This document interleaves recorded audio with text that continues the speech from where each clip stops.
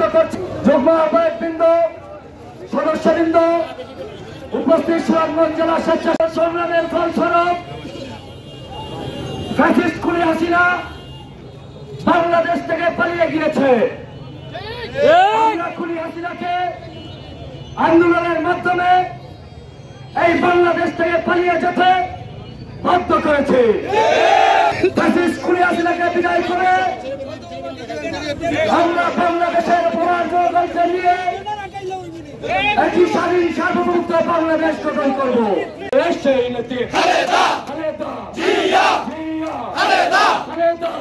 স্বেচ্ছাসেবক দল সুনামগঞ্জ জেলা শাখার সংগ্রামী সদস্য সচিব ছবিকে পদদলিত করার যে দৃষ্টতা দেখিয়েছে, বাংলাদেশের আওয়ামী লীগের ছায়াতলে লুকিয়ে থাকা যেই রাজাকার আল বদর শহীদ রাষ্ট্রপতি জিয়াউর রহমানের ছবিকে পদদলিত করেছে, আমি সেই কর্মকাণ্ডের প্রতি ধিক্কার জানাই।